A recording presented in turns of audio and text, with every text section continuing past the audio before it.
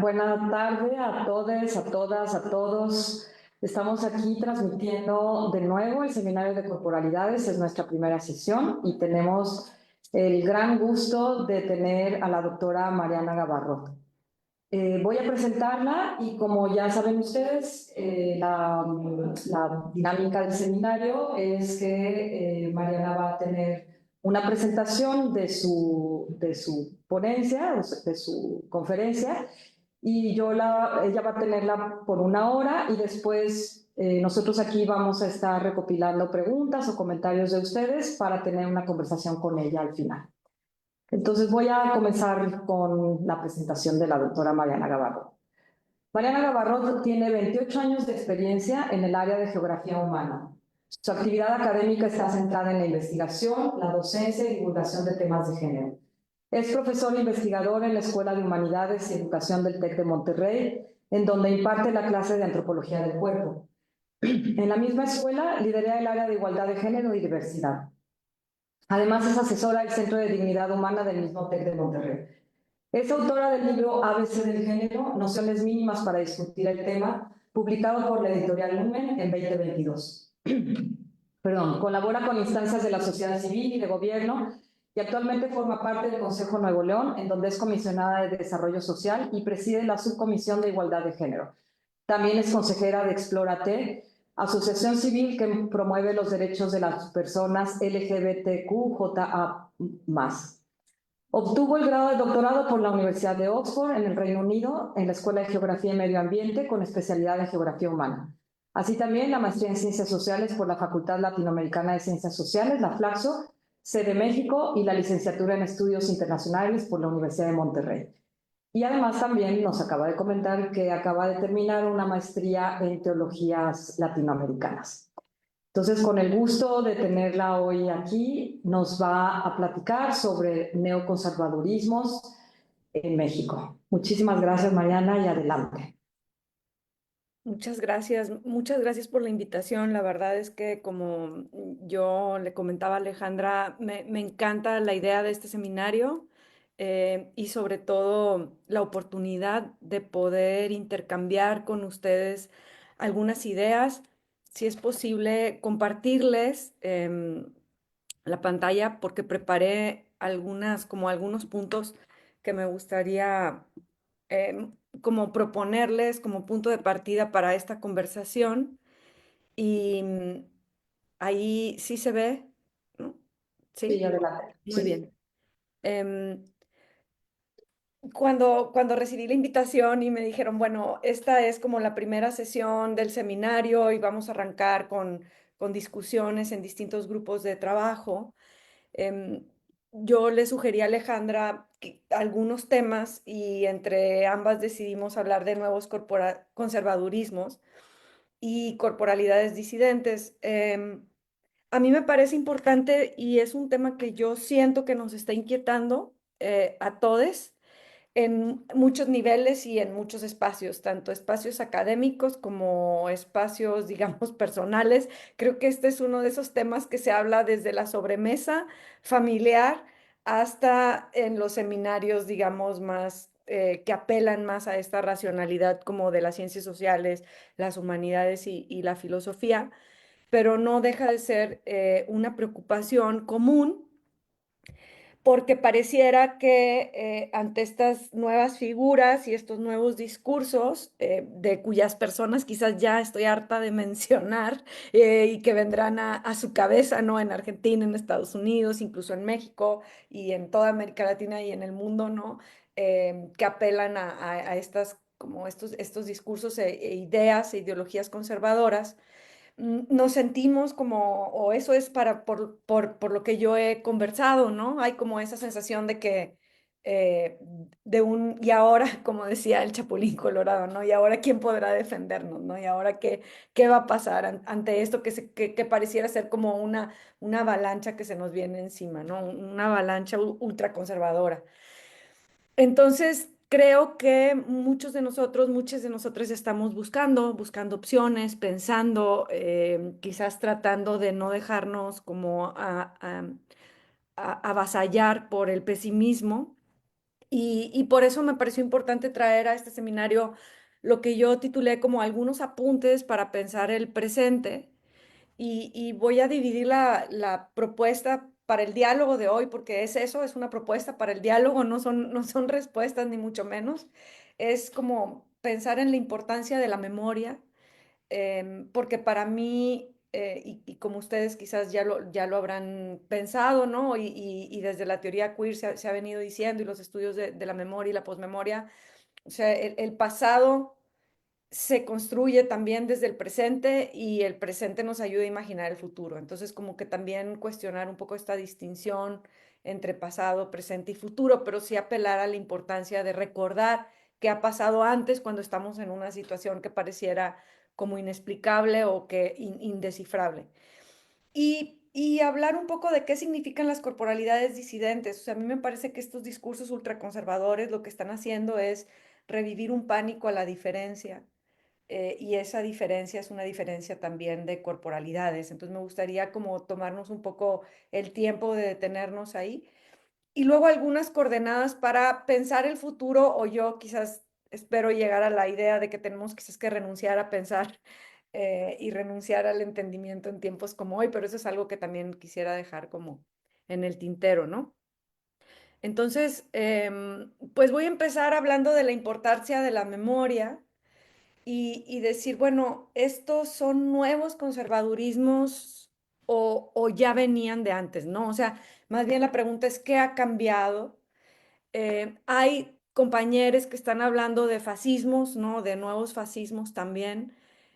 Si son nuevos conservadurismos o lo que llamamos así como la Matrix Reloaded, los fascismos reloaded, esa es una conversación que quizás pudiéramos tener. A mí me parece que también depende mucho el contexto, ¿no? Es decir, el contexto donde surge en los regímenes fascistas, en la posguerra, digamos, en la post-crisis. Ahorita voy a hablar un poquito más de la historia, ¿no? De los 30, y luego cómo pareciera ser que en la Segunda Guerra Mundial está como ese auge de estos discursos, y también en América Latina, estos discursos fascistas que encontramos aunados a las dictaduras, sobre todo en el Cono Sur, ¿no? Y otra vez traté de quitar esas figuras, y entonces mejor puse las figuras resistentes, ¿no? Entonces dije, no voy a poner una foto de Pinochet, sino prefiero poner a Pedro Lemebel, que fue esa disidencia hermosa de la época, ¿no? Y hoy no voy a poner a Milei, sino que prefiero poner a María Galindo. Y en el caso de Reagan, pues mejor pongo a Gail Rubin, y en el caso de Trump prefiero poner a Butler, ¿no? O sea, un poco pensar en las resistencias y las disidencias y en estas imágenes, porque también creo que tenemos que cambiar de imágenes y de imaginario. Eh, entonces, bueno, esa sería una nueva, una pregunta, ¿no? Y yo diría que también otra vez apelaría a entender los contextos, ¿no? Y más que, que pensar en cómo definimos, me parece que hay que pensar en cómo entendemos, ¿no? Cómo entendemos y cómo reentendemos y qué nos sirve del pasado y de las conceptualizaciones pasadas. Y entonces yo buscando, ¿no? Así como que quién ha vivido esto antes y cómo le hicieron frente, pues me topé y me reencontré con los textos de Gail Rubin, que escribe también en la época de Reagan y que reflexiona sobre estos conservadurismos, eh, que satanizan la diferencia. Y la verdad es que reencontrarme con Gail Rubin me dio mucha luz para entender lo que está pasando hoy. Y yo creo que es una de las figuras que vale la pena revisitar. Si Hannah Arendt no la podemos revivir, pero que también tendríamos que revisitarla, ¿no? Y mucha gente está diciendo, ¿dónde estás? Creo que Gail Rubin también es otra de esas figuras a las que vale la pena revisitar, porque ella nos habla de cómo, no lo dice así, pero digamos básicamente, y estoy pensando, aquí tengo el texto, tiene varios textos, pero entre ellos pues está el de Pensando el sexo, ¿no? Las notas por una teoría radical de la política y la sexualidad, y luego tiene otros textos que escribió después, como revisitando esos mismos ensayos y cuestionando. También es una autora que se cuestiona y que se reformula. Y me parece que eso es una capacidad esencial hoy, ¿no? Hasta en este mundo hay que cuestionarnos y atrevernos a reformularlos. Y estoy hablando de su colección de ensayos, Desviaciones, ¿no? De ahí, más o menos ese es el texto al que yo regresé. Y ella habla, bueno, cada vez que hay una crisis, ¿no? Que hay una crisis que yo le llamaría crisis del capital, podemos luego regresar a eso, ¿no? Se sataniza la diferencia. Y ella hace un recuento histórico, ¿no? De cómo en los años 30 está este tema de la prohibición, del puritanismo en contra de la prohibición del alcohol, del puritanismo en contra del trabajo sexual, ¿no? De estos pánicos contra los perversos que vienen de fuera, que también son los inmigrantes, ¿no? En la época de la gran crisis, y luego escribe su primer ensayo en los 80, sus primeras reflexiones ante estas crisis que reconfiguran el sistema capitalista digamos, detonan las políticas de ajustes de los años 80 con Reagan y Thatcher y todo digamos, la imposición de este modelo neoliberal, ¿no? Otra vez, los años también son como fluidos, ¿no? Depende mucho en dónde, no es lo mismo Argentina que Centroamérica, que hay como muchos contextos diferentes, pero estoy apelando como a estas generalidades. Y me fui a Gail Rubin porque es Estados Unidos el que ahorita parece ser el más estridente, ¿no? Estados Unidos, los discursos estadounidenses son los más estridentes y además sabemos que llevan la batuta de esta alianza global, ¿no? Entonces, esta cita que yo saqué de su ensayo de las notas para una teoría radical del sexo es cómo las disputas sobre la conducta sexual se vuelven vehículos para desplazar ansiedades sociales y descargar la intensidad emocional y la ansiedad en estos tiempos, ¿no? Y yo diría, y eso es lo que hacia allá voy, que no solamente es la conducta sexual, sino es hacia la diferencia y cómo ante el miedo se refuerzan esos dispositivos biopolíticos de control del cuerpo. Voy a dar un ejemplo que creo que todo el mundo tiene como muy en mente, que es este helicóptero, ¿no? Que se estrella contra un avión en Washington y la respuesta básicamente de Trump fue, pues era una persona trans la que iba manejando, ¿no? Entonces dices tú, como, ¿en qué mundo tiene sentido eso, ¿no? ¿En qué mundo tiene sentido buscar un culpable, ¿no? Pues en este mundo donde se descartan las ansiedades y se piensa que quitando a las personas trans y a las diferentes de la milicia se resuelve el problema. Es así como una ilusión de que esto nos da seguridad, porque esto es lo más fácil de hacer, ¿no? Y me voy a permitir dar otro ejemplo porque es como una joya aquí en mi estado de Nuevo León. Hubo, ustedes si leen el periódico, pues una crisis ambiental del aire, ¿no? No podíamos respirar y nuestro gobernador sale a declarar que ya metieron a 3 personas a la cárcel por haber iniciado incendios en terrenos baldíos, ¿no? Entonces, esa fue la respuesta ante la crisis medioambiental, ¿no? Como si eso, ese es encontrar esos culpables, ¿no? Del mal y meterlos a la cárcel y ya, ¿no? Entonces ya olvídate de las constructoras, olvídate de la corrupción, olvídate de etcétera, etcétera. Pero es eso, es ese reforzamiento de dispositivos biopolíticos de control del cuerpo, yo diría, que se refuerzan ante estos miedos y obviamente pues ante estos cuerpos, ¿no? Y nos recuerda cómo de alguna manera el poder siempre, pues es un biopoder y en el contexto del seminario, pues me parece importante, dije yo, bueno, todo el mundo como que trabaja desde el biopoder, pero yo voy a, como a veces cuando la cosa es muy compleja, a mí me gusta regresar a lo básico y regresar a los conceptos de que, oye, ¿cómo es que llegamos aquí, no? Entonces, yo, digamos, entendiendo el biopoder, pues desde Foucault para acá, como esos dispositivos de control del cuerpo que permean toda nuestra existencia. Y otra vez, y a mí aquí, yo pienso, y esa es otra de las propuestas que tengo, es que los conceptos tienen que servirnos para entender la realidad, ¿no? Aunque lo dijo Max Weber, ese hombre blanco heterosexual del siglo XIX, los conceptos son tipos ideales y si no nos sirven creo que no tienen mucho sentido, pero creo que hoy más que nunca hay que apelar a eso. O sea, yo hoy más que nunca creo que una discusión conceptual teórica tiene que estar ligada a la praxis y a la realidad. Y en ese sentido, pues bueno, creo que hay que definir los conceptos tal cual nos ayudan a entender.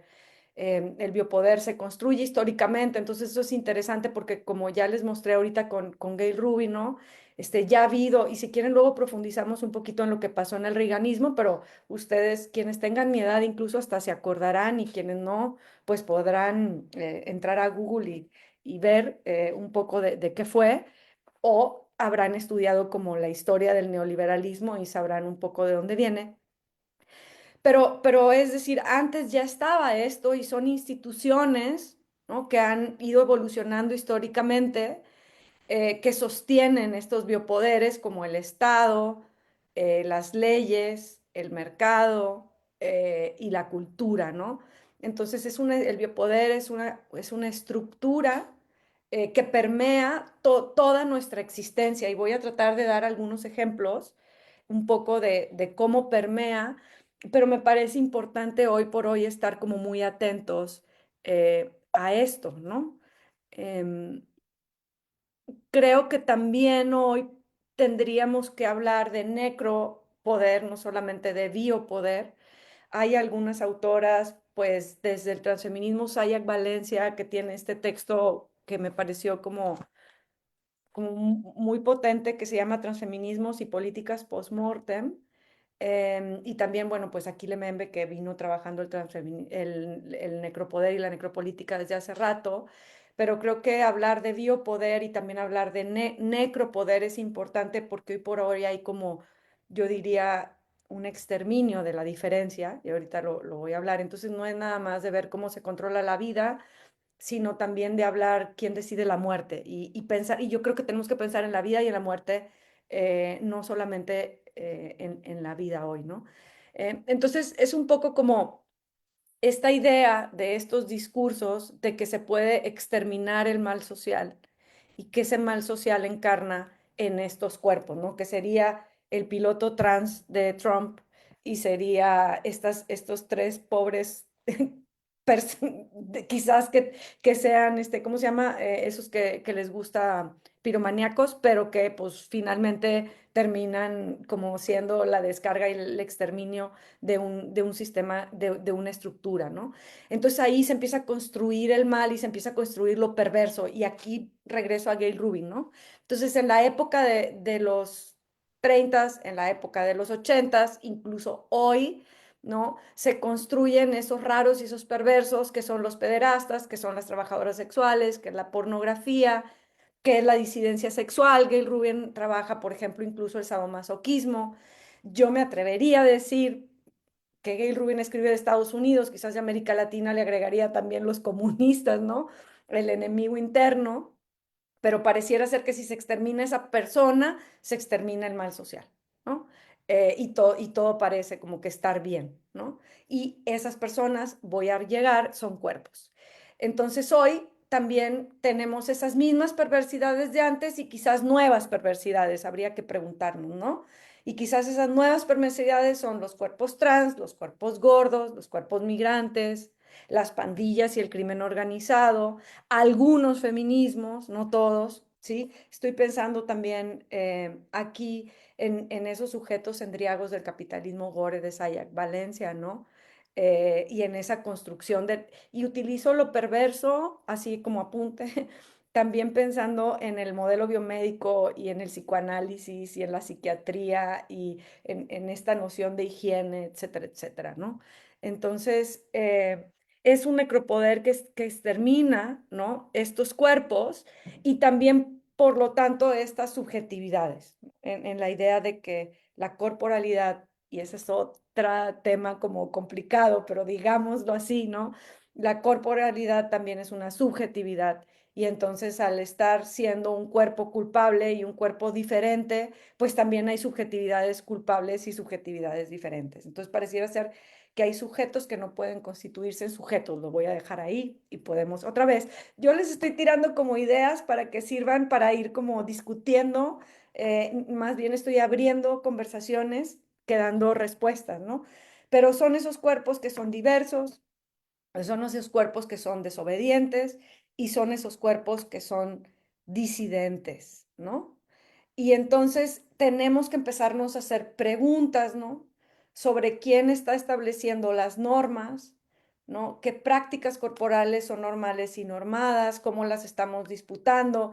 Y yo sé que ustedes ven estas preguntas y dices, pues claro, ¿no? O sea, nos estamos preguntando esto desde que empezamos a estudiar las corporalidades, pero lo que pasa es que me parece que vale la pena volvernoslo a preguntar hoy, ¿no? Volvernoslo a preguntar como seriamente. Creo que lo que nosotros sabemos hoy vale la pena revisitarlo a la luz del pasado y a la luz de lo que está pasando, para poder como tratar de buscar otras alternativas de entendimiento, y también empezar a ver quién decide, quién vive y quién muere, ¿no? Quién está gestionando la muerte hoy por hoy y cómo se capitaliza la muerte, que esas son preguntas que retomo también del ensayo de Sayak sobre transfeminismos, y políticas post-mortem. Y en este sentido, me parece importante como volver a hacernos esos cuestionamientos, y pensar cómo, ante estas políticas de exterminio y ante estos, digamos, ante estas instancias, em, que están redefiniendo esas normas, ¿no? Porque, por darles un ejemplo, y regresando a mis preguntas anteriores, ¿no? Es decir, ¿qué prácticas corporales son normales y normadas hoy quizás ya no pase por la ley?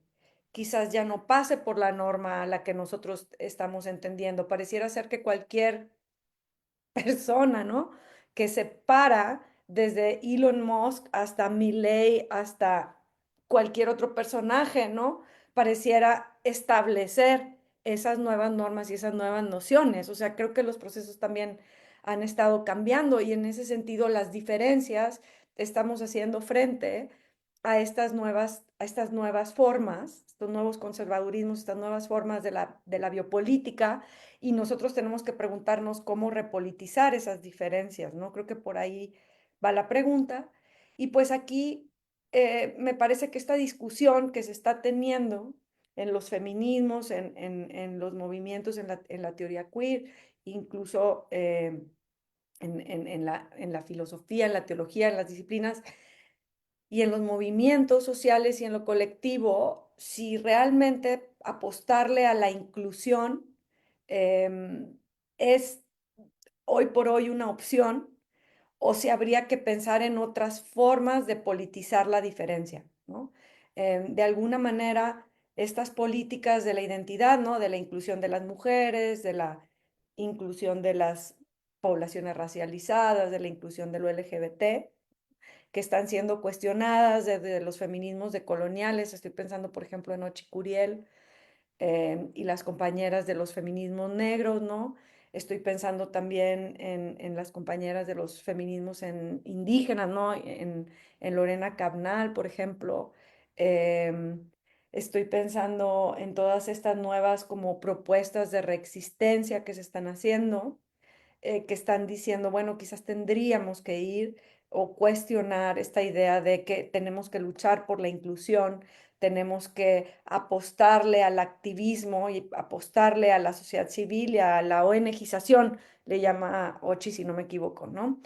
Y qué tanto tendríamos que pensar en posibilidades de disidencia, de desidentificarnos, de hacer común y de un hacer comunitario. Y aquí también estoy pensando pues en Paul Preciado y en Miquel Misé y en todas estas, incluso Lucas Avendaño, o sea, en todas estas personas que están como cuestionando esta noción de identidad, de lo queer, etcétera, etcétera, ¿no?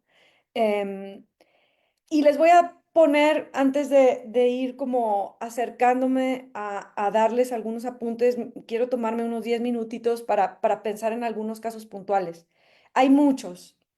Yo elegí estos dos nada más porque estos dos me atraviesan a mí el cuerpo y creo que de alguna manera también apelar a estas formas otras de saberes también implica que también tenemos que hablar desde nuestra propia experiencia, ¿no? Eso es algo como que me parece muy importante, ¿no? Hasta dónde podemos generar saberes que no nos interpelan.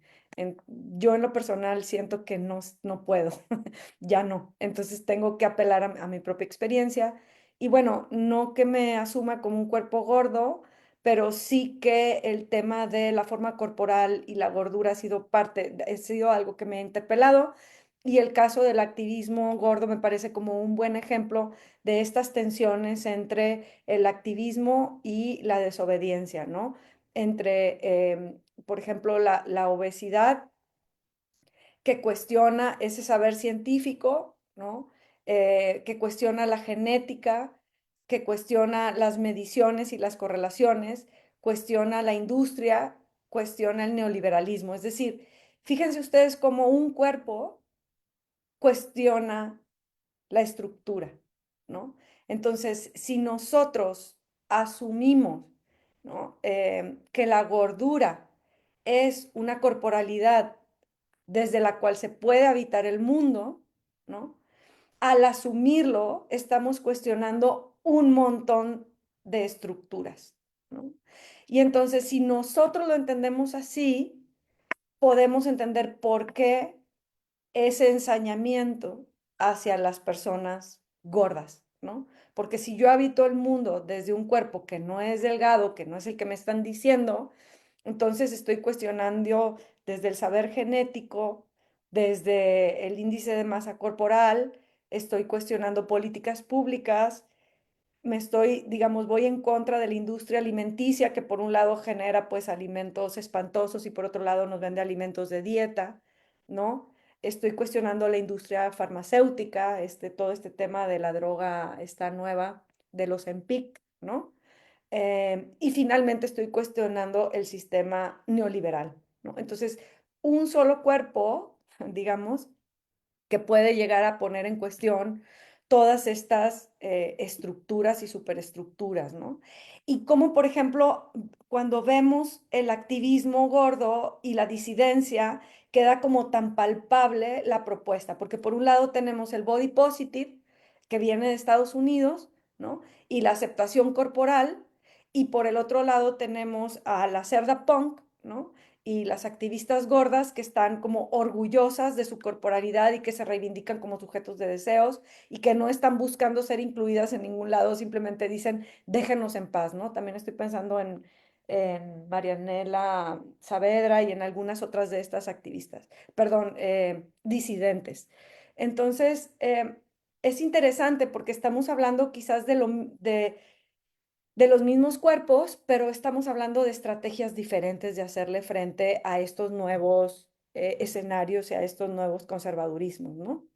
Entonces, las corporalidades disidentes implican estos cuerpos que se convierten en significantes de algo que amenaza el capital, el Estado, la ciencia y la religión, por decirlo como breve. Entonces, estaba viendo la vez pasada un diálogo entre Jack Halberstam y Judith Butler, que está ahí en YouTube, lo pueden buscar.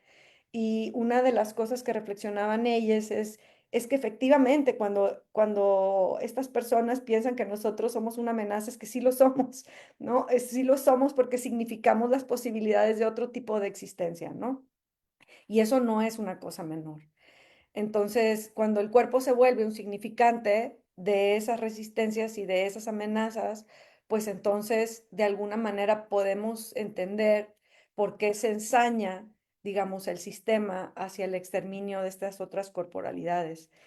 Y cuando estoy hablando de exterminio, lo voy a abrir aquí, no estoy hablando de un agarrar a la persona y meterla a la cárcel o matarla directamente, ¿sí?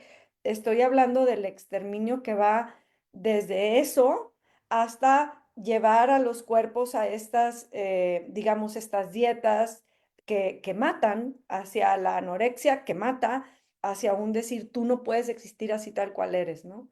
Y en el caso de los cuerpos trans es el otro ejemplo que traigo y no binarias, por eso la X en mi nombre es para mí importante, aunque se pronuncia Mariana, habito un cuerpo no binario. Me parece que es importante decirlo porque los cuerpos trans y los cuerpos no binarios son también cuerpos que significan una existencia otra. Y quizás ahí me voy a atrever a hacer una pausa para regresar a Gail Rubin y a sus notas sobre el pánico sexual, porque de alguna manera pareciera ser que hay cierto ensañamiento, ¿no? Con las personas trans y no binarias, cuando en realidad como dicen varios compañeros, pues nosotros no representamos realmente una amenaza en términos de números, en términos de lo que nosotros pudiéramos hacer, ¿no? Miquel Misé, sociólogo trans, que lo recuerda todo el tiempo, ¿no? Dice, pues, ¿qué te puedo hacer yo, ¿no? Frente a toda esta parafernalia de poder, ¿no? Pero ¿por qué entonces este ensañamiento contra la disidencia sexual? Bueno, yo me atrevería a decir que de alguna manera el binarismo sexo-género está como en la raíz de la estructura de control biopolítico. Este, no puedo pensar fuera del binario. Es muy difícil, ¿no? Desde el lenguaje hasta la ciencia, hasta la forma en la que construimos la cotidianeidad, ¿no? Entonces pasa por por el sistema legal, por los documentos que te obligan a identificarte hombre-mujer, ¿no? Ese hombre-mujer se te asigna desde la genitalidad de tu nacimiento, te acompaña en el acta de nacimiento, te acompaña en tu acceso a todos los derechos, a la educación, te acompaña el acceso a la clínica. No puedes ingresar a una clínica si no te ponen en el pabellón de hombres o en el pabellón de mujeres, ¿no? Te acompaña a sacar un crédito para comprar tu coche o te acompaña para apelar a la política social y poder comprar una casa de Infonavit. Te acompaña para pedirte que te identifiques si no eres nadie en la calle y te para un policía. Te acompaña si tienes como el privilegio de viajar por un aeropuerto, y si vas al baño, pues también tienes que elegir a qué puerta entras. Te acompaña a comprar la ropa. Entonces me parece como que el binarismo es como de alguna manera, y yo sé que no es uno, sino hay muchos cimientos, pero si tuviéramos que pensar en los cimientos de la estructura de opresión, como que el binarismo lo permea profundamente, ¿no? Y las personas trans y no binarias apelamos a quitar ese binarismo y también eso implicaría incluso nuestra visión de la naturaleza, de la existencia misma, ¿no? Entonces, ese control de la población que viene de un aparato binario en todos los sentidos, ¿no? Ni se diga si hablamos de reproducción y cómo el binarismo atraviesa todo este aparato biopolítico y cómo se ha convertido en, pues, en un saber hegemónico, ¿no? Esto pues lo han trabajado muchos compañeros, pienso por ejemplo en Brigitte Baptiste, que ha trabajado el tema de nada más queer que la naturaleza, pues ahí está Paul Preciado y Susan Stryker. También valdría la pena recordar a Teresa de Lauretis cuando ya hablaba, ¿no? De las tecnologías del género, eh, y, y en general como ir pensando en estas categorías que tenemos naturalizadas. Y bueno, para ir acercándome a un cierre, yo diría como qué hacer frente a como frente a esta realidad que pareciera como venírsenos encima, ¿no?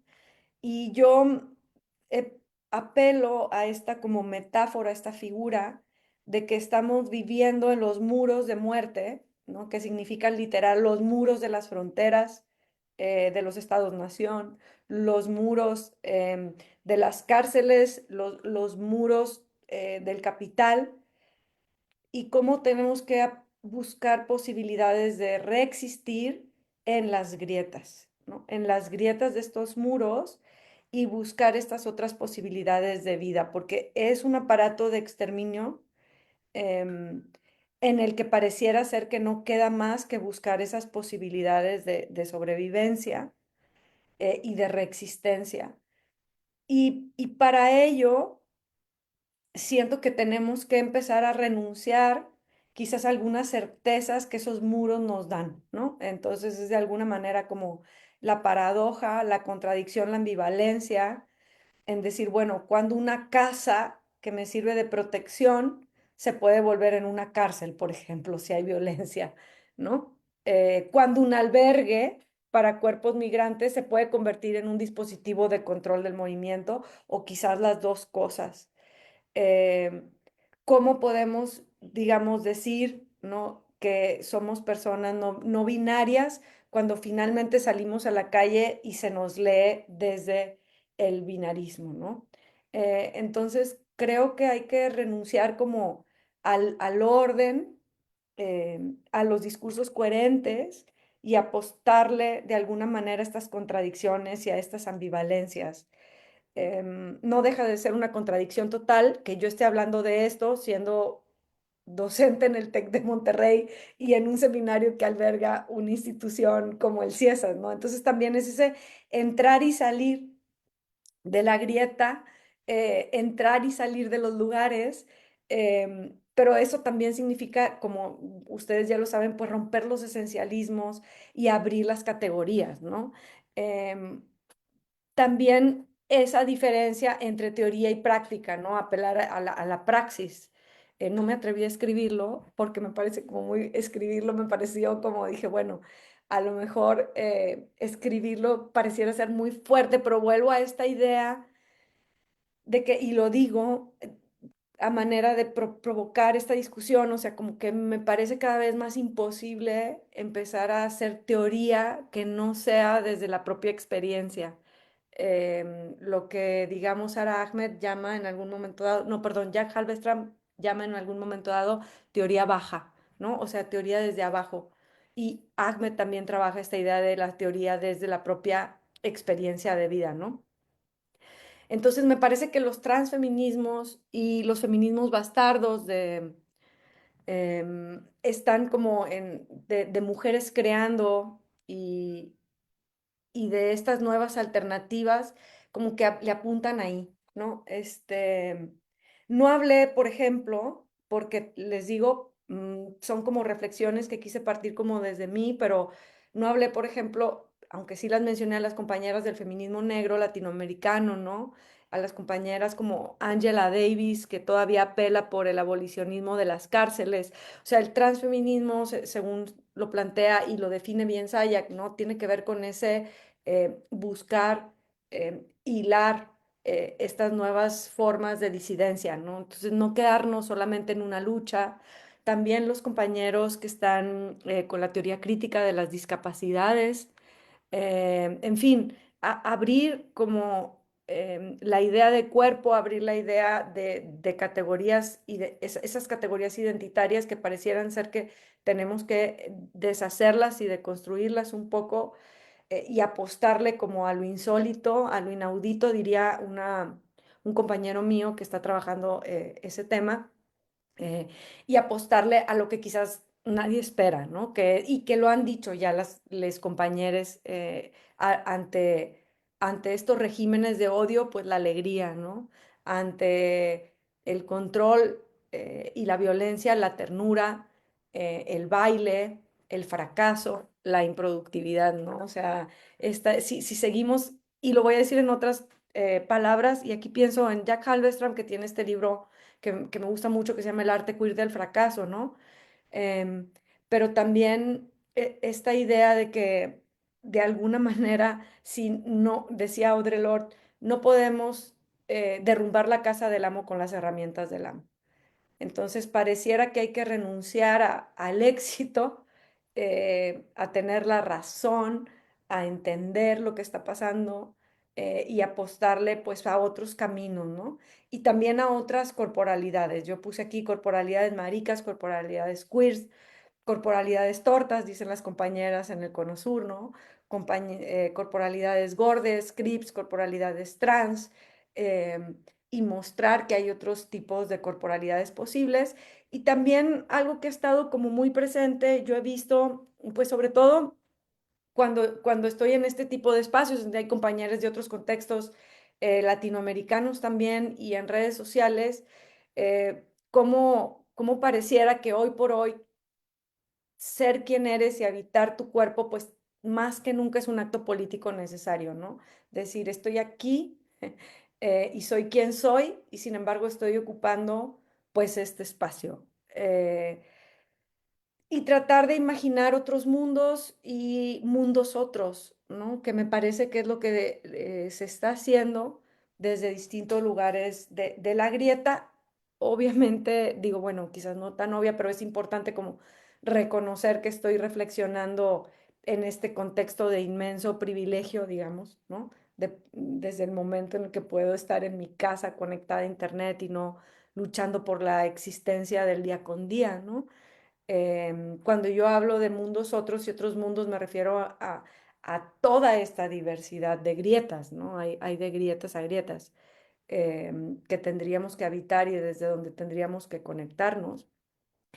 ¿Y por qué no, si pensamos en mundos otros, también en dioses otros, ¿no? Y pensar, por eso decía yo, es importante pensar en la vida, pero también es importante pensar en la muerte. Creo que hoy, si nosotros pensamos que estamos hablando de un muro de muerte, renunciar a pensar en la trascendencia, ay, me parece terrible, o sea, me parece una cosa terrible, como, y no estoy hablando de, y no me voy a meter, pero bueno, ya Alejandra dijo, y con eso voy cerrando para darles el micrófono, que estoy estudiando teología y en ese sentido no quisiera entrar como también, bueno, a un debate como, bueno, cada quien le entra desde donde quiere. Yo no puedo entrarle al debate desde la filosofía, por ejemplo, pero sí puedo entrarle desde mi propia experiencia y decir, es que pareciera ser que este exterminio o que este decir ustedes basurizados, ¿no? Ustedes la diferencia, que obviamente no lo enuncié, pero queda claro que todos los diferentes somos los que no somos blancos, heterosexuales, con dinero, hegemónicos, ¿no? Los diferentes somos todos los otros, los basurizados, es no solamente no tenemos derecho a la vida, sino que no tenemos derecho a la trascendencia. Y no me gusta la palabra derecho, pero bueno, no podemos o no somos dignos o como ustedes quieran llamarle, ¿no? Pero no podemos acceder a la vida y tampoco podemos acceder a la muerte.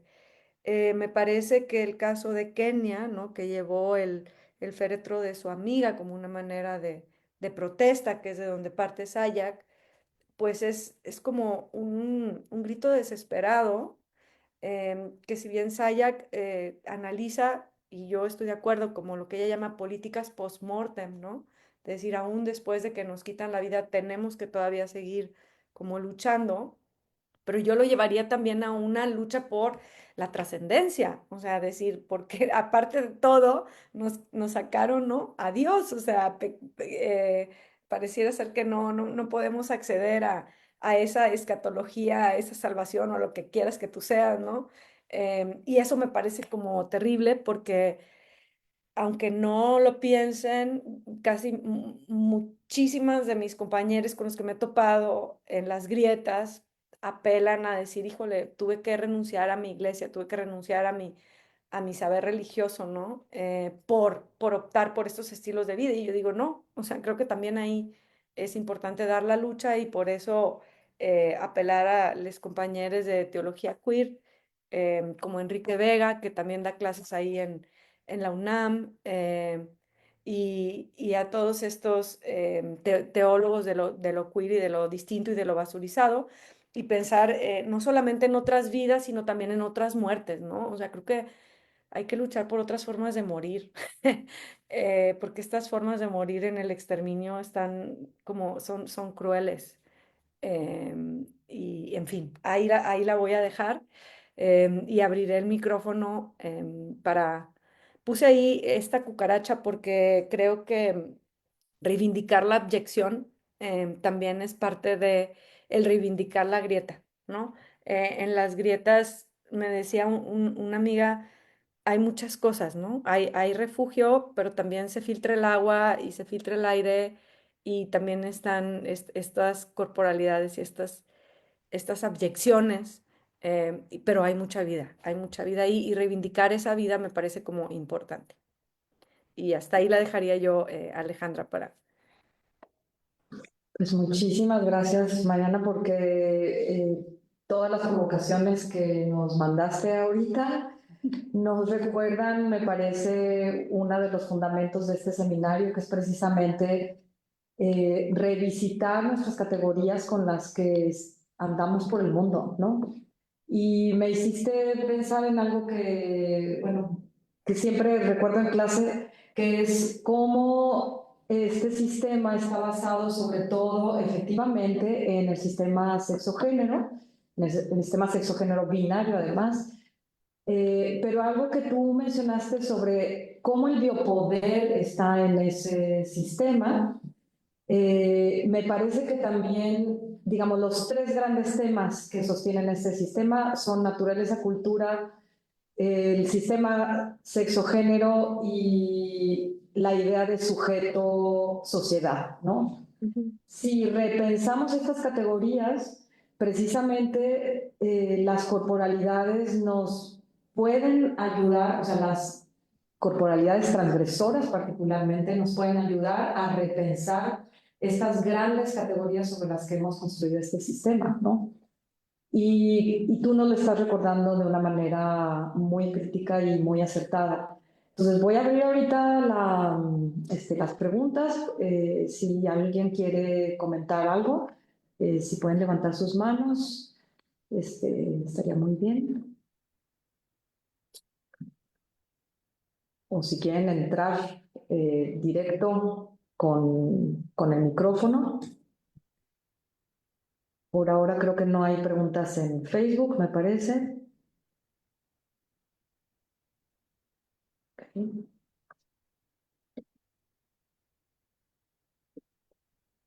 Y si nadie se anima, yo quisiera mencionarte algo, Mariana, sobre el papel de los medios de comunicación. O sea, ya Gramsci nos recuerda que es otro de los grandes poderes que configuran la forma en cómo nos relacionamos, en cómo consumimos, de muchas maneras, ¿no? Entonces, me parece que hay un neoconservadurismo en redes sociales precisamente sobre los cuerpos y las corporalidades.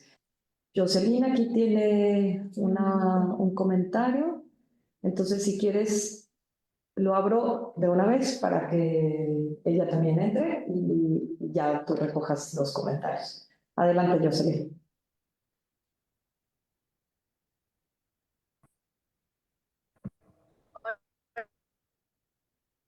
La- Te está escuchando un poco cortado, Jocelyn.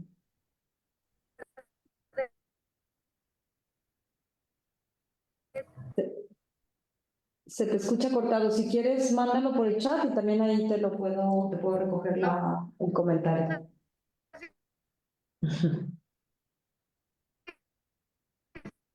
se escucha. No, se oye un poquito cortado. A lo mejor si nos lo pones en el chat, sí. Ajá, mejor. Mm, sí. Y quizás mientras Jocelyn lo escribe, Alejandra, apuntar un poco así a esto de, me parece que precisamente hablando del contexto, el tema de los medios de comunicación marca una diferencia para entender los conservadurismos hoy. Y estoy pensando en un artículo que por aquí tenía de Verónica Gago, que habla de cómo las nuevas derechas parecieran como retomar el discurso de las disidencias para, para popularizar, ¿no? sus posturas.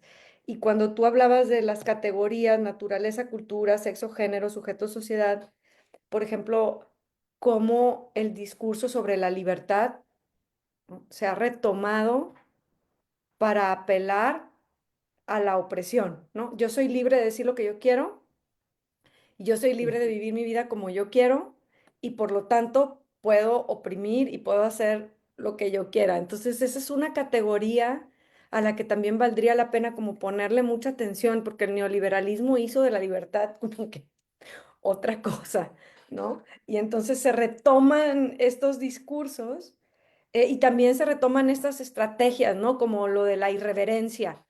Por ejemplo, esta palabra que me tiene ya hasta el queque de woke, ¿no? Este, es decir, como que, entonces yo les digo wokes porque yo soy políticamente incorrecto, ¿no? Y yo soy el irreverente. em, Y entonces es como, yo le llamaría perverso en el sentido de que se erige, como que vacían de sentido la irreverencia para imponer el poder, ¿no? Entonces yo soy el que va en contra de las convenciones cuando me atrevo a, por ejemplo, a decir que otra vez se les diga idiotas a las personas neurodivergentes, ¿no? Y entonces yo me erijo como en, entre comillas, lo voy a decir si es que suena absurdo, pero así es, o sea, yo soy un revolucionario. Yo voy en contra de lo políticamente correcto porque yo me atrevo a decirle idiota a una persona, ¿no? ¿En qué mundo eso es creíble, ¿no? Entonces ha habido también como esta apropiación desde los medios, desde el manejo de los medios de comunicación y desde el manejo de los discursos políticos, en donde pareciera ser que lo ultraconservador es liberal. Y donde nosotros somos los conservadores y que queremos censurarles porque estamos diciendo, oye, no puedes decir eso, ¿no? Y voy a, antes para ya leerlo, quisiera dar otro ejemplo que también me trae como muy alterada, es que esto de la cancelación, ¿no? Entonces, pareciera ser, ¿no? Que si una persona hace una representación misógina, homofóbica, racista, eh, o tiene discursos transfóbicos y decimos no te queremos aquí, nos acusan de cancelar, cuando en realidad no es una cancelación, es una interpelación política, ¿sí? No estamos cancelando a nadie, cancelas una suscripción a una revista, ¿sí? Pero no cancelas una persona, la exterminas y la desapareces, que eso es lo que hace el poder, ¿no? El sistema extermina y desaparece a corporalidades diversas y disidentes. Y cuando nosotros estamos diciendo, oye, tu discurso está reproduciendo una violencia asesina, diría yo, porque aunque dices, qué exagerada, pero es así. O sea, sí son discursos de exterminio. O sea, las personas trans lo dicen muy bien. O sea, no solamente son nuestras muertas, sino también son nuestras suicidadas y nuestras enfermas, y, ¿no? Entonces el biopoder es cotidiano y el exterminio también es cotidiano. Entonces tú dices, oye, no, no puedes estar aquí, ¿no? Porque tu discurso refuerza esas violencias, me estás cancelando, ¿no? No, no te estoy cancelando, te estoy interpelando políticamente, te estoy diciendo que tu discurso aquí no va, ¿sí?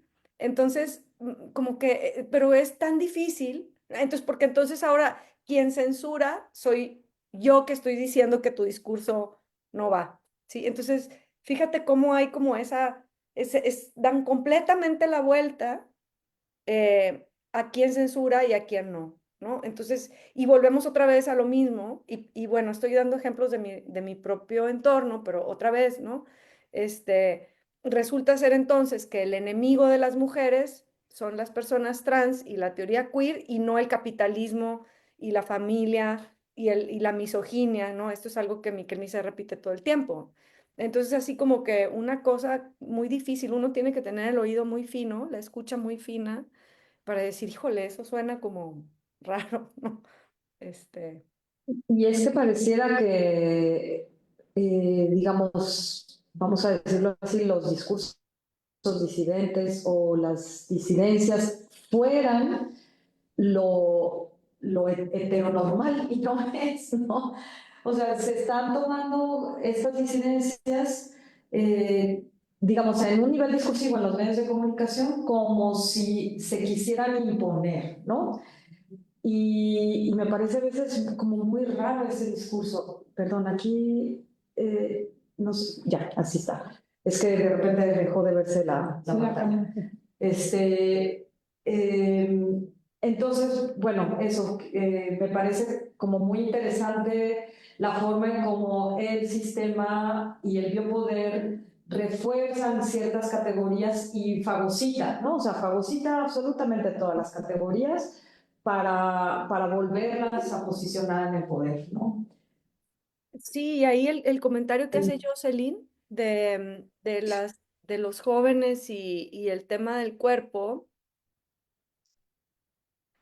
yo trabajo con un grupo de compañeros sobre feminismos y psicoanálisis que trabajan con jóvenes. Y una de las cosas que hemos reflexionado en ese grupo tiene que ver con cómo, bueno, y la teoría queer lo ha reflexionado desde las infancias, vámonos desde las infancias hasta las juventudes, ¿no? O sea, el adultocentrismo hace que los cuerpos de las infancias y de las juventudes estén bajo mucha violencia en general, ¿no? Son cuerpos que están, digamos, sometidos constantemente al disciplinamiento. El disciplinamiento en la casa, ¿no? Desde cómo tienes que comer, cómo te tienes que sentar, cómo te tienes que comportar, hasta el disciplinamiento en la escuela, ¿no? Que te puedes llevar puesto a la escuela, que no, si te puedes hacer un tatuaje, si no te puedes hacer un tatuaje, obviamente si puedes tener relaciones sexuales o no puedes tener relaciones sexuales, o educación sexual o no educación sexual.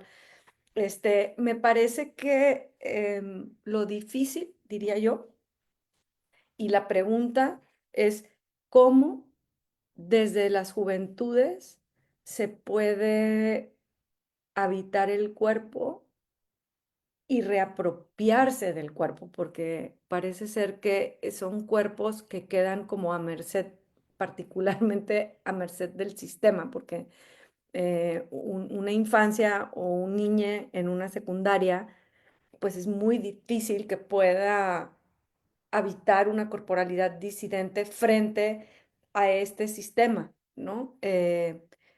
Me parece a mí que es importante hablarlo porque ahí, cuando yo hablaba de transfeminismos y estas alianzas, cuando yo hablo de personas, incluso lo vivo en la universidad, ¿no? Como maestra universitaria, creo que es muy importante las alianzas intergeneracionales y la escucha intergeneracional. Y eso a mí me cuesta por la contradicción de que por un lado pues tengo un rol de profesore que es como muy institucional y tengo que evaluar, pero por otro lado quisiera buscar lo que Rita Segato llama estas contrapedagogías de la crueldad, ¿no? O sea, o pedagogías otras. Creo que nosotros tenemos que buscar pedagogías otras que permitan que estos cuerpos puedan habitar el mundo desde su propia, voy a decirlo, desde su propia agencia. Y creo que la pregunta es cómo les acompañamos, cómo les acompañamos sin reproducir las estructuras de opresión. Es bien complejo, o sea, bien complejo. Lo voy a dejar ahí. Jocelyn, si quieres que diga algo más, pues me dices, pero creo que esa pregunta es una pregunta que nos tenemos que hacer quienes trabajamos con infancias y con personas jóvenes todos los días. Este, Me parece que habitar un cuerpo disidente siendo profesore, es como muy importante. Dejar ver a los estudiantes que habemos cuerpos disidentes en la escuela me parece un primer paso y eso lo saqué de Val Flores, esta bueno, ella no se llama a sí misma, pero yo la considero como una intelectual de la disidencia, que habla de esa importancia, ¿no? De su experiencia siendo una maestra torta en una primaria, y creo que es muy importante esa parte. Voy a leer nada más el comentario de Jocelyn Ramos para poner en contexto lo que acaba de decir Mariana. Dice, llegamos tarde, no pudimos conectarnos antes, sin embargo, me parece sumamente importante para los y las jóvenes el tema del cuerpo y los discursos neoconservadores y sus futuras decisiones. Cae del cuerpo rebelde y las obligaciones hacia la construcción de un mundo mejor. Ese fue el contexto. Luego hay un comentario de Facebook, antes de seguir con otro que está aquí. Dice, las políticas públicas apuntan a la erradicación de las corporalidades gordas. Cuando se habla de necro, en el caso de las gordas, es muy literal. En redes se amenaza con matarnos o desearnos muerte. Peor en el caso de las mujeres. Este es Sí, un comentario de Gabriela Quintero. Gracias, Gabriela. sí, gracias, Gabriela. Es un hecho y también el reconocimiento de que, bueno, en estos términos, las políticas de combate a la obesidad, porque así se dicen, ¿no? Por eso puse el cartel de la pandemia de la obesidad, es una política de combate a los cuerpos gordos. Eh, y es algo que es importante, que yo creo que las compañeras activistas gordas están poniendo como en la palestra que me parece como fundamental, porque tenemos eso por un lado y tenemos como este combate a los cuerpos gordos está llevando eh, a, a los cuerpos a someterse a estas dietas y tratamientos riesgosísimos que también derivan en la muerte. Por eso me parece fundamental lo que dices, o sea, y por eso reitero tanto cuando hablo de exterminio, yo no hablo de una, como por ejemplo, desgraciadamente, los campos de exterminio que se han descubierto, ¿no? Esa es una estrategia de exterminio, pero hay muchas otras cotidianas que es importante como señalar, ¿no? Y bueno, hasta ahí lo dejaría yo porque Dan había levantado la mano por acá. Sí, Dan, tienes la palabra. Y luego otro comentario aquí de tal. Sí, si quieren, de una vez leo el comentario de Tania. Ok, muy bien, Este, gracias. y nada más como contexto, Jocelyn es parte de mi grupo de trabajo y ella se conectó con sus alumnos de secundaria. Entonces están viendo la sesión. Bueno, el comentario de Tania dice, creo que de la mano con la libertad está la concepción de la elección y cómo pareciera que ahora toda elección individual está separada de cualquier proceso social, político e incluso cognitivo y que al tratarse de un ejercicio de nuestra libertad debe respetarse y no cuestionarse. Muy interesante tu exposición, Mariane. Gracias. Y no sé si te hago mi pregunta de una vez.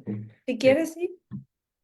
La mía tiene que ver un poco de la mano con ese comentario respecto a cómo construir corresponsabilidad Ujú. entre las distintas personas, porque pareciera que oscilamos entre una tendencia muy individualizante y a la vez que el proyecto apunta hacia la comunalidad también, pero que en ese va y viene entre uno y otro pareciera que hay una disputa entre el individuo y el colectivo y cuál es el que debe de primar, porque muchas veces dentro de los mismos grupos comunales, pues pueden ser comunidad y tienen actividades comunales, pero priman ciertos valores o intereses personales. Entonces, obviamente sé que eso no se responde ahorita en esta sesión, pero si nos pudieras dar tu opinión. Claro, sí, y más bien compartir experiencias y ustedes ya si quieren me comparten las suyas. O sea, yo creo que eso de la elección, sí, Tania tiene razón y sobre todo como que eso, y me quedo pensando porque lo hemos hablado mucho, es como pareciera ser que somos libres de elegir cuando en realidad no, no somos tan libres de elegir. Entonces, no sé cómo llamarle, pero como esas falsas elecciones, ¿no? De, como si tuviéramos mucha opción, ¿no? Voy a dar un ejemplo bien, como muy pedestre, o sea, muy sencillo para mí, pero es como si yo dijera, ay, pues tengo que trabajar. O sea, es así como que, pues empezando por ahí, ¿no? ¿Hasta dónde tengo elección? Pues yo qué sé, ¿no? Y entonces sí, es como, ay, si tú eres libre de elegir, pues espérame, o sea, quizás también tendríamos que preguntar, pues, cuáles son mis opciones, ¿no?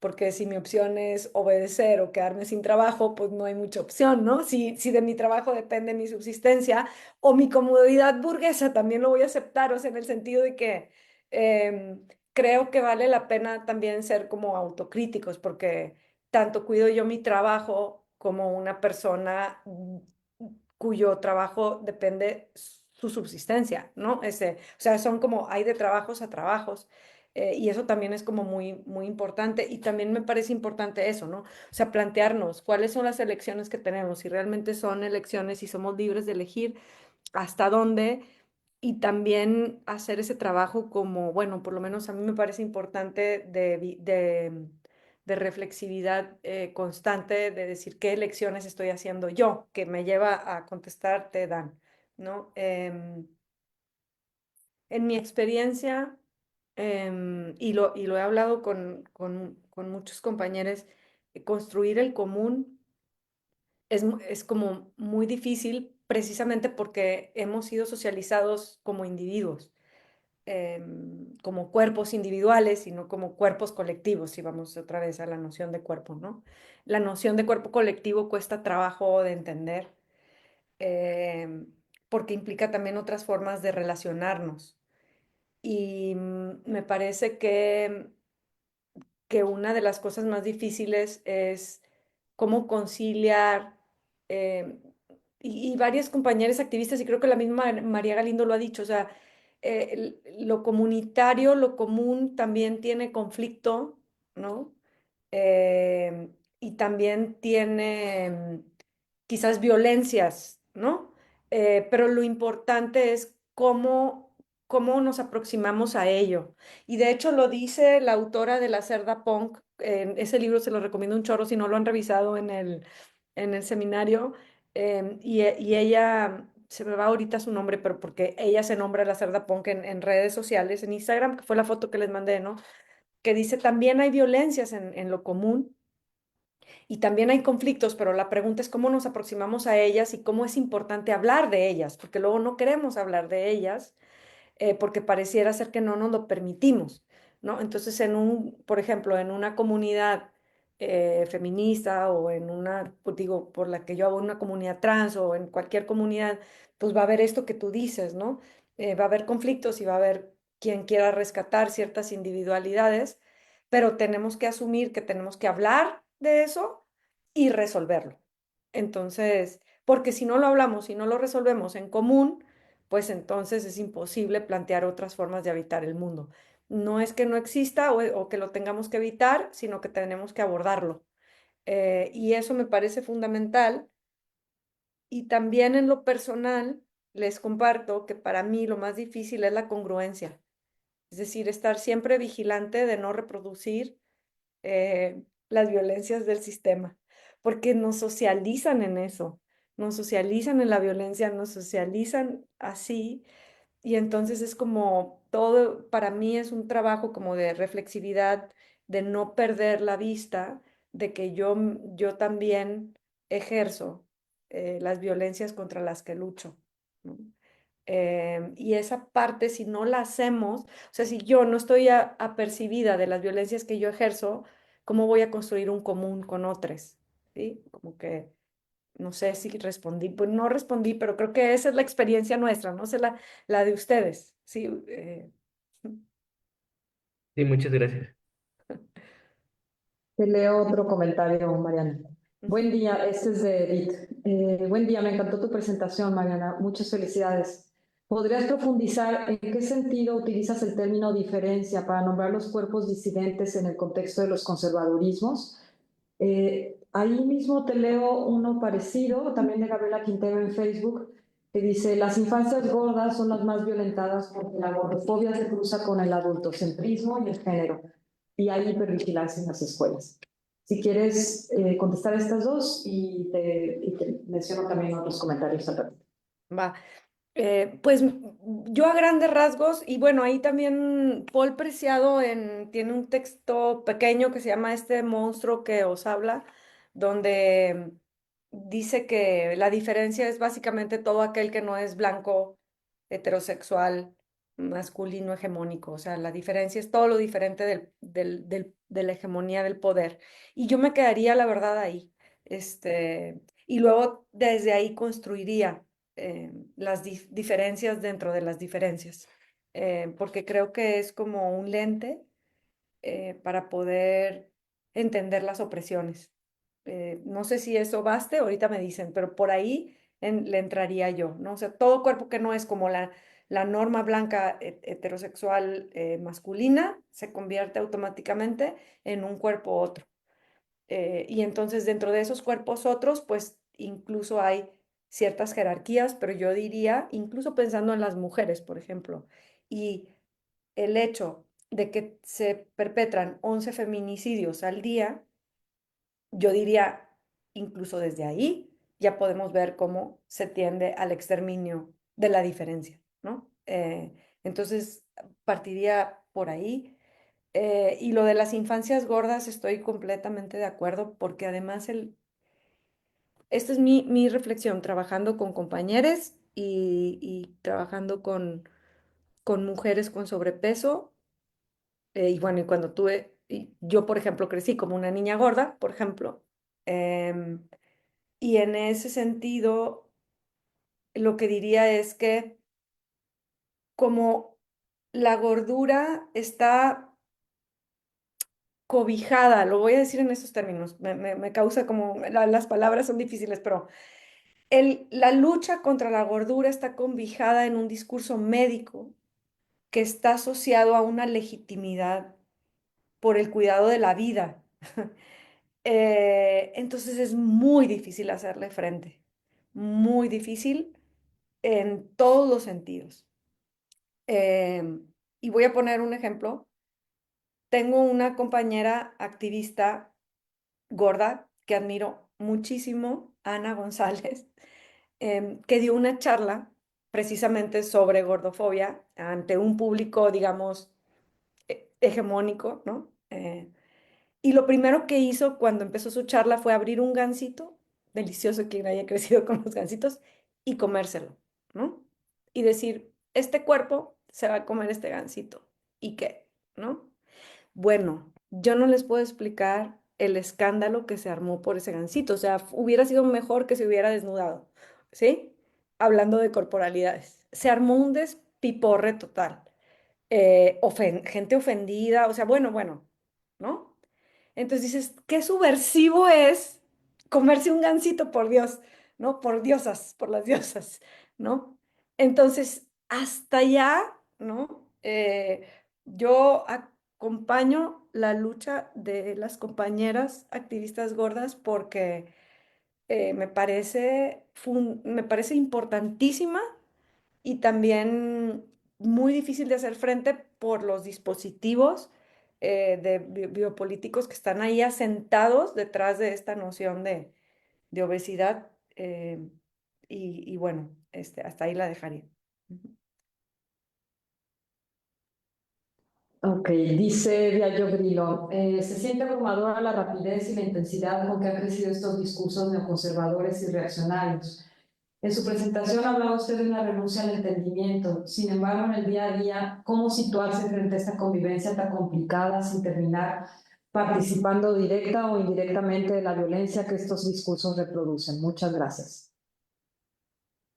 Híjole, qué pregunta Está tan, complicado. tan importante. Y otra vez, a ver, quizás voy a decir esto me encanta que me hagan esas preguntas. Muchísimas gracias porque creo que de eso iba la intención de la presentación, o sea, porque no hay una respuesta, pero sí hay un poner en común de las experiencias. Em, por eso al final dije coordenadas, ¿no? Como creo que finalmente lo que uno tiene son como coordenadas de navegación. Y con esas coordenadas uno se va moviendo. em, y vale la pena detenerse a pensar como sobre ellas, ¿no? Eh, hablando, por ejemplo, y cada quien, o sea, creo que tenemos que pensarlas y cada quien las piensa desde el lugar en el que puede, desde el lugar en el que está. Voy a dar un ejemplo. O sea, por ejemplo, yo pienso las coordenadas desde, pues, mi lectura, desde la teoría, porque desde ahí he habitado el mundo muchos años en la academia, entonces busco las coordenadas, pues eso. Por eso cuando dije, ¿qué está pasando? Pues regresé a Gail Rubin, ¿no? Y empecé a leer a Sayak y empecé a buscar en los libros las respuestas y en espacios como este, porque desde ahí habito yo el mundo, ¿no? Luego tengo compañeros, compañeres, eh, hablando, antes de conectarnos, hablábamos, por ejemplo, de la teología y de los compañeros jesuitas, ¿no? Y entonces las coordenadas ahí serían algo así como el discernimiento entre lo que se siente bien y lo que no se siente bien. Eh, entonces, yo pienso que uno puede ir reflexionando sobre cuáles son esas coordenadas para hacerle frente a estos discursos en el día con día. Voy a permitirme decir cosas como muy puntuales porque sé que me están escuchando personas jóvenes, más jóvenes que yo, digamos, y que esa pregunta del día con día viene desde una preocupación muy concreta del día con día. Entonces voy a compartir algunas cosas que hago yo en el día con día que a mí me han sido muy útiles. Trato de ver si la persona que está enfrente me está escuchando o no me está escuchando, porque a veces solamente estos discursos ultraconservadores, y esto también me lo dijo una querida amiga, es, si no hay escucha, no hay diálogo, entonces, ¿para qué te gastas hablando? ¿No? Entonces, para mí, un dispositivo muy útil es la escucha. ¿Me está escuchando? Sigo hablando. ¿No me está escuchando? Pues con permisito, dijo Monchito, y me voy a otro lado, ¿no? Em, También otra cosa que hago en el día con día es estar, y eso es muy desgastante, pero tengo espacios en donde me siento segura, donde puedo bajar la alerta y tengo espacios donde tengo que estar alerta. Eh, y cuando digo alerta, alerta a que no me vayan a agredir, alerta a lo que digo y cómo va a ser interpretado, alerta. Porque cuando yo hablo de estos dispositivos, no estoy hablando en abstracto, estoy hablando en concreto. Ya vemos cuerpos que por el simple hecho de caminar en la calle estamos en peligro. Y obviamente las compañeras trans pues lo viven en el día con día, pero también otros cuerpos, y lo acaba de decir la compañera sobre los cuerpos gordos, ¿no? A veces hay que estar alerta y siempre apelar al cuidado. Eh, no me gusta la idea de autocuidado porque parece que apela a este discurso libertario individualista, pero sí al cuidado de sí y de los otros con los que convivo. Creo que la idea, no es casualidad que también el tema del cuidado esté muy ahorita como rondando los ambientes académicos feministas y transfeministas, porque apelar a los cuidados también apela a la preservación de la vida, ¿no? Y hablando de las especies y de las otras especies, el cuidado de la vida, de la propia vida y de la vida de los otros y de la vida en general, me parece como importante. Entonces, en el día con día yo sí estoy muy al pendiente y sobre todo ahorita eh, del cuidado de la vida, por ejemplo, porque sé que hay compañeros a los que estos discursos de odio les afectan mucho, ¿no? Emocionalmente. Y eso me preocupa. Y a mí también, entonces como que no, como sí tomarse en serio esta idea que he estado yo repitiendo mucho de que estamos ante un muro de muerte y que hay que preservar la vida y buscar las grietas para hacer la vida. Y para mí ahí tiene que ver con apelar a lo colectivo, a las redes, a los afectos y al cuidado de sí y de los otros, a mi cuidado y de mis afectos, ¿no? Entonces eso en el día con día a mí me ayuda. Por eso las consignas feministas me encantan de no me cuida la policía, me cuidan mis amigas. O sea, creo que los afectos hoy por hoy son como sumamente importantes. Entonces, por ahí. Ujú. Bien, te comento más bien te digo otro comentario de Paulette Victoria en Facebook. Es justamente muy específico el discurso gordo porque planteamos que somos hipervisibles. Ay, perdón, un segundito. Ujú. Se me movió aquí.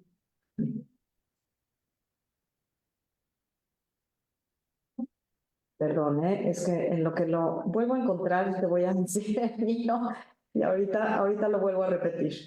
Quería comentarte también la importancia de la estética y cómo hoy se ha posicionado como uno de los discursos más potentes sobre los cuerpos, pero también sobre cómo percibimos el mundo. O sea, tampoco es casual que ahora corporalidades estén en el centro y las emociones estén en el centro de las discusiones académicas. Pero también cómo estas estéticas pueden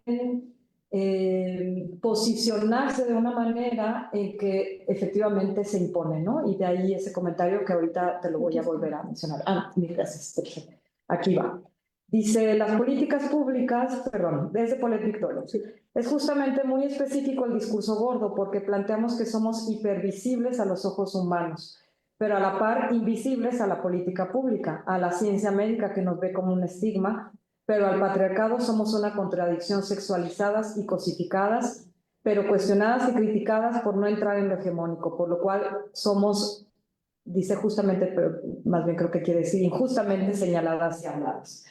Entonces, gracias por Victoria por este comentario. y creo que viene al caso con el tema de la estética, ¿no? De qué estéticas. Y cómo precisamente una de las resistencias de los cuerpos gordos o incluso de otras corporalidades como la transexual es precisamente en la estética, no una guerra desde lo estético. Entonces me hace esto como muy interesante porque es como un discurso que está de fondo, pero que no alcanzamos a visibilizar a veces para deconstruir. ¿Qué nos podrías comentar, María? Híjole, Alejandra, y estábamos hace un par de días hablando sobre cómo la ética es también una estética. Y no quiero meterme en berenjenales más allá de mi entendimiento. Apenas, eso lo comparto ahorita porque apenas lo estoy pensando y lo estamos pensando en colectivo. A raíz de esta propuesta de Vircano por una ética tortillera, ¿no? Vircano propone una definición de ética que casi me sé de memoria, y siempre la traigo a la mano, pero es algo así como, su libro es Ética Tortillera y habla de la ética como una forma de ser, de estar, de habitar y de resistir en el mundo. Y cómo, de alguna manera entonces, si entendemos así la ética, no podemos separarla de la estética. Eh, Voy a tratar de decirles hasta dónde lo he pensado o lo podríamos pensar, ¿no? Porque entonces, desde el momento en el que tú habitas el mundo, desde un cuerpo disidente que pudiera ser un cuerpo gordo, un cuerpo trans, un cuerpo con discapacidad o un cuerpo racializado, esa forma de habitar el mundo pudiera ser una ética también y una estética, porque es decir quién eres y cómo te ves y cuestionar los valores estéticos también. Pero hacer esa relación me parece bien importante porque entonces podemos hacer como el vínculo entre, digamos, hablabas de los medios de comunicación, ¿no? Los estándares, digamos, ay, es esto, los estándares de salud y la imposición de las estéticas, ¿no? Creo que ese vínculo entre ética y estética nos ayuda a entender también no solamente la subversión y la resistencia, sino la opresión desde la estética. Entonces, ¿cómo puede ser violento? Por ejemplo, ¿cómo pueden ser violentos todos estos anuncios photoshopeados de artistas, estos cuerpos irreales, estos cuerpos ideales, ¿no? Cómo todo esto no deja de promover una ética corporal específica. Eh, bueno, por ahí iría mi reflexión. Y prácticas, ¿no? O sea, efectivamente una ética corporal, es que me hiciste pensar, esto los filósofos nos pueden ayudar, pero para Occidente lo bello es lo bueno o lo bueno es lo bello, y creo que viene desde Aristóteles, pero justamente pensar que lo bello es lo que es bueno también nos podría hacer pensar qué es lo bello, ¿no? Claro.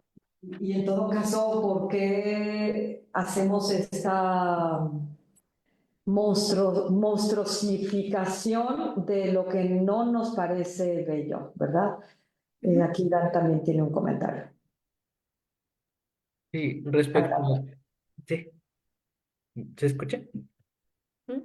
Sí, respecto al último que estaba mencionando, quería preguntarle respecto a todo este auge, no solo de los filtros, sino también de la inteligencia artificial y toda la reproducción de nuevas corporalidades, bueno, no nuevas, pero como estas exageraciones hegemónicas que ahora están primando en todo el Internet, por un lado, y qué vínculo tendría, o si lo han pensado, la relación de la fantasía y cómo las fantasías o las proyecciones de cosas deseables o no deseables están influyendo también en los cimientos de estos conservadurismos. No sé si soy muy claro, pero Nomás elaboro un poquito lo de las fantasías, a lo mejor como en qué estás pensando. Es que estaba pensando que el otro, bueno, cada día que me meto a Instagram, en los Reels suelen salir ya producciones de inteligencia artificial. Y entonces hay un montón de cosas de qué animal sería tal país, ¿no? Pero algo que siempre he notado es, por ejemplo, cómo son siempre estas corporalidades blancas que van a representar absolutamente todo. Ujú.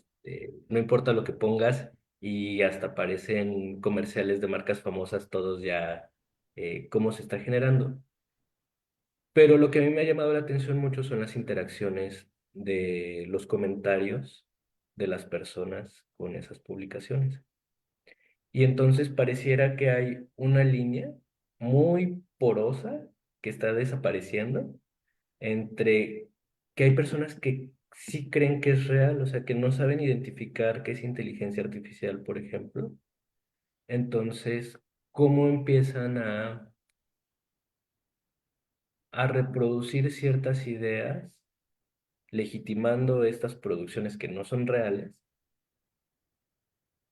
pero actuando o aparentemente actuando en la realidad como si fuera una realidad?